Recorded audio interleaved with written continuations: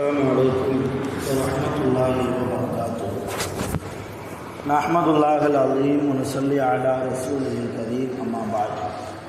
அன்பான பெரியோர்களே, ஜமாத்தார்களே, அல்லாஹ்வின் அருளால் கடமையான ஃபஜ்ருடைய தொழுகையை தொழுதுவிட்டு அல்லாஹ்வை பற்றியும் ரசூலை பற்றியும் மார்க்கத்தை பற்றியும் பேசுவதற்காக கேட்பதற்காக நாம் எல்லாம் அமர்ந்திருக்கிறோம்.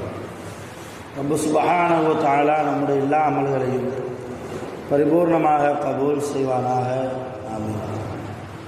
கைரு பரக்கத்துகள் நிறைந்த நாளாக கெட்ட முடிவுகளை விட்டும், முசீபத்துகளை விட்டும், உலகத்தின் ஆபத்துகளை விட்டும், அல்லாஹ்வின் படைப்புகளின் தீமைகளை விட்டும் முழுமையாக பாதுகாப்பு பெற்ற நாளாக அல்லாஹ் இந்த நாளை நமக்கு அமைத்து தருவானாக.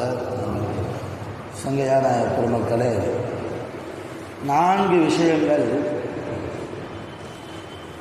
நம்மை மூதேவியாக ஆக்கும் என்று நபிகள் நாயகம் ஸல்லல்லாஹு அலைஹி வஸல்லம் அவர்கள் கூறினார்கள். ஒரு மனிதன் உலகத்தில் வாழ்கிற போது மூதேவியாக வாழ்ந்தால், மூதேவியான வாழ்க்கையாக அவனுடைய வாழ்க்கை இருந்தால் அவனுக்கு நாளை மறுமையில் என்ன கிடைக்கும்? அல்லாஹ் சொல்கிறான், அம்மல்லதீன ஷக்கு, யார் மூதேவியாக இருப்பார்களோ ஃபஃபின் நார், அவர்கள் நரகத்திலே இருப்பார்கள் நாளை கியாமத்தில் என்று அல்லாஹ் சொல்கிறார். மூதேவித்தனம் என்பது ரொம்ப ஆபத்தானது. அதனால தான் பெரியவர்கள் கூட குழந்தைகளை திட்டுகிற போது மூதேவி என்று திட்டாதே என்று நம்மை பழக்கப்படுத்தினார்கள். அருமையான பெருமக்களே, அர்பஉம் மின் ஷகாவா, 4 விஷயம் உங்களை மூதேவியாக்கும். முதலாவது அல் ஜாரு சூ. ஜார் என்றால் அதுக்கு 2 அர்த்தம் இருக்கு. ஒன்று நண்பன், 2வது பக்கத்து வீட்டுக்காரர். ஜார் என்பதற்கு 2 அர்த்தம். ஒன்று நண்பன், 2வது பக்கத்து வீட்டுக்காரர். மூதேவி ஆக்கக்கூடிய முதலாவது விஷயம் ஒன்று கெட்ட நண்பன் அல்லது கெட்ட பக்கத்து வீட்டுக்காரர். ஒன்று நமக்கு நண்பனாக அமைபவன் கெட்டவனாக நமக்கு அமைந்தால் நாம் மூதேவி ஆகிறோம். நம்முடைய பக்கத்து வீட்டுக்காரர் கெட்ட பக்கத்து வீட்டுக்காரராக, அவர் கெட்ட மனிதராக இருந்தால், அவர் கெட்டவராக இருப்பதால் நாம் மூதேவி ஆகிறோம். இது ஒரு பக்கம். இன்னொரு பக்கம், நாமளையே நம்முடைய நண்பருக்கு கெட்ட நண்பனாக இருப்பது, நம்முடைய பக்கத்து வீட்டுக்காரர்களுக்கு நாமளே கெட்ட பக்கத்து வீட்டுக்காரராக இருப்பது. இப்படி இருந்தால் மூதேவியின் அடையாளம் என்றார்கள் ஸல்லல்லாஹு அலைஹி வஸல்லம். ஒரு நண்பன் என்பவன் தீமையின் பக்கம் அழைக்கக்கூடியவனாக இருக்கக்கூடாது. ஒரு பக்கத்து வீட்டுக்காரர் என்பவர் அடுத்த பக்கத்து வீட்டுக்காரருக்கு தொல்லை கொடுக்கக்கூடியவராக இருக்கக்கூடாது. நபி ஸல்லல்லாஹு அலைஹி வஸல்லம் அவர்கள் சொன்னார்கள், வல்லாஹி லா யுமின், அல்லாஹ்வின் சத்தியமாக அவன் மூமினே அல்ல என்றார்கள் ஸல்லல்லாஹு அலைஹி வஸல்லம். 3 தடவை சொன்னாங்க.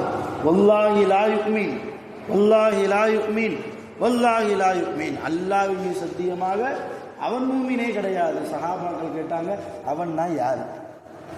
அவன்னா யார் யார் ரசூலல்லாஹ்? ரசூலுல்லாஹ் சொன்னாங்க, அல்லதி, அவன் யார் தெரியுமா? லா யமனு பவாயிகஹு, அவனுடைய தொந்தரவால், அவனுடைய தொல்லையால் பக்கத்து வீட்டுக்காரன் நிம்மதி இல்லாமல் இருந்தால் தொந்தரவு கொடுத்தவன் மூமின் கிடையாது. நல்ல ஈமான்தாரி அல்ல, பரிபூர்ணமான இறை நம்பிக்கையாளராக அவர் இல்லை என்றார்கள் சர்க்காரை ஆலம் ஸல்லல்லாஹு அலைஹி வஸல்லம். அது அருமையான பெருமக்களே, ரொம்ப முக்கியமான விஷயம். நாம் நம்முடைய பக்கத்து வீட்டுக்காரருக்கு தொந்தரவு கொடுக்கக்கூடிய வகையில் அமையக்கூடாது. அதே போன்று நம்முடைய பக்கத்து வீட்டுக்காரரும் நமக்கு தொந்தரவு தரக்கூடியவராக அமையக்கூடாது என்று நாம் என்ன செய்யணும்? அல்லாஹ்விடத்தில் அதிகமாக துஆ செய்யணும். பக்கத்து வீடு அமைவது பாக்கியம். உண்மையிலேயே பக்கத்து வீடு அமைவது ரொம்ப பாக்கியம். நபி ஸல்லல்லாஹு அலைஹி வஸல்லம், உன் பக்கத்து வீட்டிலே அவர் பட்டினியோடு இருக்கிற போது நீ சுவையாக சமைத்து சாப்பிடாதே என்றார்கள் நபிகள் நாயகம் ஸல்லல்லாஹு அலைஹி வஸல்லம். சஹாபாக்கள் இந்த வார்த்தையை வாழ்க்கையாக அமைத்து கொண்டார்கள். ஒரு தடவை ஒரு சஹாபி வீட்டில் குர்பான் போட்டார். வீட்டில் குர்பானி போட்டார். ஒட்டகத்தை மகனை கூப்பிட்டு பக்கத்து வீட்டுக்கு இறைச்சி கொடு அப்படின்னு சொல்கிறார். கொஞ்ச நேரம் கழித்து பக்கத்து வீட்டுக்கு கொடு மறுபடியும் சொல்கிறார். கொஞ்ச நேரம் கழித்து மறுபடியும் இப்படி 3-4 தடவை. அந்த மகன் 5ஆவது தடவை 6ஆவது தடவை கேட்கும்போது அத்தா மேலே கோவப்பட்டு, இதெல்லாம் நீங்கள் முதல் தடவை சொல்லும் போதே கொடுத்தாச்சு, பக்கத்து வீட்டுக்காரருக்கு முதல் தடவை கொடுக்கும் போதே கொடுத்தாச்சு, சொல்லும் போதே கொடுத்தாச்சு, உங்கள் சொந்தக்காரங்களுக்கு கொடுக்க சொன்னதை விட பக்கத்து வீட்டிற்கு இவ்வளவு முக்கியத்துவம் நீங்கள் கொடுக்கிறீர்களே, ரொம்ப ஆச்சரியமாக இருக்கின்றார் அந்த சஹாபியினுடைய மகனார். இதில் இன்னொரு விஷயம் என்ன தெரியுமா? அந்த சஹாபியினுடைய பக்கத்து வீட்டுக்காரன் ஒரு யூதன், ஒரு முஸ்லீம் இல்லை, ஒரு ஈமான்தாரி இல்லை, ஒரு யூதன். யாராக இருந்தாலும் சரி, நம்முடைய பக்கத்து வீட்டுக்காரர் முஸ்லீமோ ஹிந்துவோ கிறிஸ்துவரோ அல்லது யூதரோ சீக்கியரோ பௌத்த மதத்தை யாராக இருந்தாலும் நம்முடைய பக்கத்து வீடு என்று வந்துவிட்டால் நாம் அவர்களோடு இணக்கமாக அன்பாக பரிவாக நாம் நடக்க வேண்டும். சொந்தக்காரங்களுக்கெல்லாம் செய்தி போனால் தான் வருவாங்க. முதல்ல நமக்கு ஏதாவது ஒன்றுனா வந்து பார்ப்பது பக்கத்து வீட்டுக்காரர் தான். இதை நினைவில் வைத்து கொண்டு பக்கத்து வீடோடு அனுசரையாக நடந்து கொள்ளுங்க. அதனால தான் ரசூல் சொன்னாங்க, உன் வீடு தான், நீ சம்பாதிக்கிற எல்லாம் ரைட்டு தான், நீ ஹலாலான முறையில் சம்பாதித்து உன் வீட்டு செவரை எழுப்பினால், அப்படி செவரை எழுப்புவதன் மூலமாக பக்கத்து வீட்டுக்காரருக்கு அவர் வீட்டுக்குள்ளே போகக்கூடிய காற்று போகாமல் இருக்குமேயானால் உன் வீட்டை நீ எழுப்பி கெட்டாதே என்றார்கள் நபிகள் நாயகம் ஸல்லல்லாஹு அலைஹி வஸல்லம். உன் பணம் அப்படிங்கிறதுனால அடுத்த வீட்டுக்கு நீ தொந்தரவு கொடுக்கக்கூடிய பக்கத்து வீடாக நீ இருக்க வேண்டாம். அருமையான பெருமக்களே, நிலைய நன்கு விளங்க வேண்டும். நாம் கெட்ட மனிதராக இருந்தாலோ அல்லது நமக்கு கெட்ட மனிதராக பக்கத்து வீட்டுக்காரன் அமைந்தாலோ மூதேவித்தனம் நம்மிடத்தில் இருக்கிறது. ரொம்ப எச்சரிக்கையாக இருக்கும். இன்றைக்கெல்லாம் அடுத்த வீட்டில் சந்தோஷம்னா கைதட்டி சிரிக்கிற வகையில் தான் நம்ம பக்கத்து வீட்டுக்காரர்கள் இருக்கிறார்கள். அவன் சண்டை போட மாட்டானா மனைவியோட, அவன் அண்ணன் தம்பியோட சண்டை போட மாட்டானா, அவன் அத்தா அம்மாவோட சண்டை போட மாட்டானா, என்ன வாழ்க்கை வாழ்கிறான், அழகாக போகிறான் அழகாக வாரான், நீட்டாக போகிறான் நீட்டாக வாரான் இல்லையா?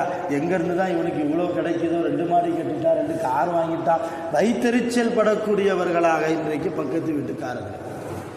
ரசூலுல்லாஹி ஸல்லல்லாஹு அலைஹி வஸல்லம் துஆ செய்தார்கள், அல்லாஹும்ம இன்னி அஊது பிக்க மின் ஜாரி ஸூ, யா அல்லாஹ் கெட்ட பக்கத்து வீட்டுக்காரர்களை விட்டும் என்னை பாதுகாப்பாயாக. ரசூலுல்லாஹ் துஆ செய்திருக்கிறார்கள். இப்போ ரொம்ப ஆபத்தான விஷயம். முதலாவது விஷயம், ஒன்று, நாம் கெட்ட நண்பராக இருக்கக்கூடாது. அடுத்தவங்களுக்கு நமக்கு வரக்கூடிய நண்பர் கெட்டவராகவும் இருக்கக்கூடாது. அதே போன்று பக்கத்து வீட்டுக்காரர் நமக்கு கெட்டவராக இருக்கக்கூடாது. நாமும் அடுத்தவருக்கு நம்ம பக்கத்து வீட்டுக்காரர் கெட்டவராக இருக்கக்கூடாது. ஜார் என்ற வார்த்தைக்கு 2 பொருள். ஒன்று நண்பர், 2வது பக்கத்து வீட்டுக்காரர். 2வது ரசூலுல்லாஹ் சொன்னாங்க, ரொம்ப தெளிவாக சொன்னாங்க, உங்களை மூதேவியாக்கக்கூடிய 2வது விஷயம் வல் மர்அத்து ஸூ, கெட்ட மனைவி. நம்ம தொழுகையாளியாக மட்டும் இருந்தால் போதாது, நம்ம இபாதத்தாளி, நம்மால் ரொம்ப பயபக்தியாக இருப்பார், குர்ஆன் ஓதுவார், திக்ரு செய்வார், அதிகமாக தான தர்மம் செய்வார். ஆனால் வீட்டு அம்மாவை பார்த்தா ரொம்ப மோசமான பொம்பளையாக இருக்கும். சில பேருக்கு அப்படி அமைஞ்சிரும். நல்லா பாதுகாப்பானாக.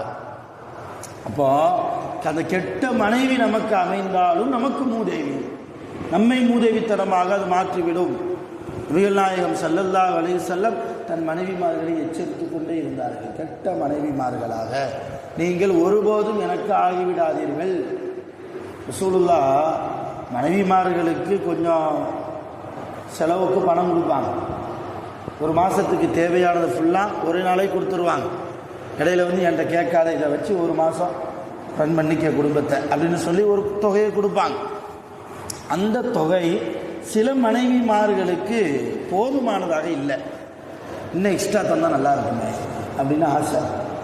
அதிலும் குறிப்பாக உமர் ரலியல்லாஹுடைய மகா ஹப்ஸா, இந்த சௌதா அம்மா, மைமுனா அம்மா, இவங்கெல்லாம் சேர்ந்து செலவுக்கு கொடுக்குறாங்க ரசூல்லா, ஆனால் 10 மடங்கு போதாது, இன்னும் அதிகமாக தாங்கன்னு கேட்கணும். ஆனால் ரசூல்லாட்ட போய் எப்படி கேட்குறது? செலவுக்கு பணம் தருவதை கூட, பணம் கேட்பதை கூட தயங்கினார்கள் யார்? ரசூல்லாவுடைய மனைவிமார்கள். இருந்தாலும் என்ன செஞ்சாங்க, வயசுலேயே ரொம்ப சின்ன பிள்ளையாக இருக்கிற ஆயிஷா அம்மாவை பிடிச்சாங்க. பிடிச்சி, ஆயிஷா நாளைக்கு உன் வீட்டுக்கு தான் ரசூல்லா வருவாங்க, வந்தால் லேசாக கொளுத்தி போடு, என்ன செய்யணும், எங்களுக்கு பணம் தர்றது பத்தலை, இன்னும் அதிகமாக தாங்கன்னு கேளுன்னாங்க. ஆயிஷா அம்மா அக்காமார்கள்லாம் சொல்கிறாங்களேன்னு சரின்ட்டாங்க. ரசூல்லா வந்தாங்க, உட்கார வச்சாங்க, ரசூல்லாவுக்கு பணிவிட செஞ்சாங்க, சாப்பாடு கொடுத்தாங்க, எல்லாம் செஞ்சாங்க.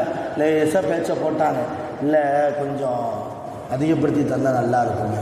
ஆயிஷா நீ கேட்டியா, நீயா கேட்குற, நீ இப்படி கேட்க மாட்டியேன்னாங்க ரசூல்லா. நீ இப்படி கேட்கக்கூடிய பெண் கிடையாது. இல்லை அக்காமார்கள்லாம் கேட்க சொன்னாங்க, உங்களுடைய மற்ற மனைவிமார்கள் கேட்க சொன்னாங்க, நான் கேட்குறேன். அப்படியா, சரின்னு போயிட்டாங்க, வீட்டை விட்டு வெளியே போயிட்டாங்க. சொன்னாங்க, மனைவிமார்களை எல்லாம் கூப்பிட்டு 1 மாதம் உங்கள்கிட்ட பேச மாட்டேன்ட்டாங்க. 1 மாத காலம் உங்கள்கிட்ட நான் என்ன செய்ய மாட்டேன், உங்கள் வீட்டுக்கும் வர மாட்டேன், நான் உங்கள்கிட்ட எந்த தொடர்பும் கிடையாது. உங்களுக்கு தண்டனை என்றார்கள், படிப்பினைக்காக. மனைவிமார்களுக்கு படிப்பினை. ஒரு ரசூலின் மனைவி உலகத்தின் செல்வத்திற்கு, தீனார்களுக்கு, திர்கங்களுக்கு ஆசைப்படுவதா? உலக முஸ்லிம்களுக்கெல்லாம் தாய் என்கிற அந்தஸ்தில் இருக்கக்கூடிய ரசூலுல்லாவுடைய மனைவிமார்கள் இந்த மாதிரி இருக்கக்கூடாது என்பதற்காக சில படிப்பினைக்காக ரசூல் செஞ்சாங்க. 1 மாத காலம் மஸ்ஜிது நபவியில் தான் படுத்திருந்தாங்க. மஸ்ஜிது நபவியில் ரசூல்லா தூங்குறது, சாப்பாடு சஹாபாக்களுடைய வீட்டிலேருந்து வரும். சில சமயம் இவங்க போய் சாப்பிடுவாங்க சஹாபாக்கள்கிட்ட, தோழர்களுடைய வீட்டுக்கு போய். மனைவிமார்களிடத்தில் எந்த சாப்பாடும் இல்லை, அவங்க வீட்டுக்கே போகல. உமர் அலில்லா கூட சிபாரிசுக்கு வந்தாங்க, யாரும் சொல்லலாம், என் மக அப்சா தெரியாமல் கொஞ்சம் மன்னிக்கலாமேன்னு கேட்டு வந்தாங்க உமர் அலில்லா. அப்போ சொன்னாங்க ரசூல்லா, கேட்டாங்க உமர் அலில்லாவை பார்த்து, நீ என் நண்பராக வந்திருக்கிறாயா, என் மாமனாராக வந்திருக்கியான்னு கேட்டாங்க. இல்லை, உங்கள் நண்பராக தான் வந்திருக்கிறேன், உங்கள் மாமனாரெல்லாம் வரல, அப்படின்னா என் குடும்ப விஷயத்தில் தலையிடாத போயிருந்தாங்க. இப்போ எவ்வளவு நெருக்கமான ஒரு உமர் இல்லையா? அல்லாஹ் உமருடைய நாவில் பேசுகிறான் என்றார்கள் நபி ஸல்லல்லாஹு அலைஹி வஸல்லம். அந்த உமர் அலியல்லாஹ் கொஞ்சம் மகளை சேர்த்துக்கங்களேன் அப்படின்னு பேசும்போது என் குடும்பத்தில் தலையிடாதங்கிறாங்க. இன்றைக்கி நம்ம குடும்ப விஷயத்தை எல்லாம் 3ஆவது மனுஷத்துக்கிட்ட போய் ஒப்பிக்கிறோம். கூடாதது கூட ரசூலுல்லாஹ் சொன்னாங்க, உன் மனைவி கெட்டவளாக இருந்தாலும் அவளை பற்றி அடுத்தவரிடத்தில் குறை பேசாதே, குறை பேச வேண்டாம். உன் மனைவி உன்னோடு இருக்கிற அந்த வாழ்க்கை அது உங்களுக்கும் அல்லாஹ்வுக்கும் மட்டும்தான் தெரிய வேண்டும், அடுத்த மனிதருக்கு தெரியக்கூடாது என்றார்கள் நபி ஸல்லல்லாஹு அலைஹி வஸல்லம். எதற்காக சொல்கிறேன்னா, கெட்ட மனைவி நமக்கு அமைவது நாம் தொழுதாலும் அது பிரயோஜனம் இல்லை. அல்லாஹ்ட்ட அதையும் கேட்கணும், எல்லாம் இருக்கிறத நல்லதாக்கி கொடு. நம்ம பிள்ளைகளுக்கு திருமணம் முடிச்சு வைக்கிறோமா, நல்ல மனைவியை என் பிள்ளைக்கு நசீபாக்கி கொடு, அல்லது நல்ல கணவரை என் பிள்ளைக்கு நசீபாக்கி கொடு என்றெல்லாம் அதிகமாக நம்ம துஆ செய்வோம். இது போன்ற விஷயங்களை விட்டும் நாம் ரொம்ப கவனம் எடுத்து நம்மை மூதேவியாக்கக்கூடிய 4 விஷயங்களில் 2 விஷயங்கள். முதலாவது அல் ஜாருசு, கெட்ட நண்பன் அல்லது கெட்ட பக்கத்து வீட்டுக்காரராக நாம் இருப்பது அல்லது நமக்கு அமைவது. 2வது கெட்ட மனைவி. நம்முடைய மனைவி சில குணங்கள் அவரிடத்தில் பிடிக்காத, நமக்கு பிடிக்காத குணங்கள் இருந்தால் குர்ஆனையும் ஹதீஸையும் எடுத்து சொல்லி நல்ல பண்புகளால் அவர்களை நேரான வழிக்கு நாம் கொண்டு வர வேண்டுமே தவிர அப்படியே விட்டுட்டு இருந்தால் நமக்கு அது கை செய்தாம். அம்மல்லதீன ஷக்கூ ஃபஃபின்னார், மூதேவிகளுக்கு நாளை இதுதான் நரகம்தான் என்றார்கள் என்று அல்லாஹ் குர்ஆனிலே சொல்லியிருக்கிறார். அது அருமையான பெருமக்களே, 3வது விஷயமும் 4வது விஷயமும் இன்ஷா அல்லாஹு தஆலா நாளைய தினம் நாம் யோசிப்போம். வல்ல ரஹ்மான் மூதேவித்தனத்தை விட்டும் நாம் மூதேவியாக ஆகுவதற்கு எதுவெல்லாம் காரணமாக இருக்கிறதோ அந்த காரணங்களை விட்டும் ரப்புல் ஆலமீன் முழுமையாக நம்மை பாதுகாப்பானாக. சீதேவிகளாக, அல்லாஹ்வுடைய நல்ல சாலிஹீன்களாக, நல்ல அடியார்களாக, தக்வா நிறைந்தவர்களாக நம் அனைவர்களும், நம்முடைய மனைவிமார்களும், நம்முடைய பெற்றோர்கள், பிள்ளைகள் அனைவர்களும் உலகத்தில் வாழ்வதற்கு அல்லாஹ் அருள் புரிவானாக. நோய் நொடி இல்லாமல் உடல் ஆஃபியத்தோடு ஆரோக்கியத்தோடு அல்லாஹ்வை அதிகமாக இபாதத் செய்து வாழக்கூடிய ஆபிதுகளாக அல்லாஹ் நம் அனைவர்களையும் ஆக்கி அருள் புரிவானாக. ஆகிர் தஅவானா அல்ஹம்துலில்லாஹி ரப்பில் ஆலமீன். சுப்ஹானல்லாஹி வ பிஹம்திஹி அஷ்ஹது அன் லா இலாஹா இல்லா அன்த அஸ்தக்ஃபிருக வ அத்தூபு இலைக். ஆமீன். சுப்ஹான ரப்பிக ரப்பில் இஸ்ஸத்தி அம்மா யசிஃபூன் வ ஸலாமுன் அலல் முர்ஸலீன் வல்ஹம்துலில்லாஹி ரப்பில் ஆலமீன். ஸல்லல்லாஹு அலா முஹம்மத் ஸல்லல்லாஹு அலைஹி வஸல்லம். ஸல்லல்லாஹு அலா முஹம்மத் ஸல்லல்லாஹு அலைஹி வஸல்லம்.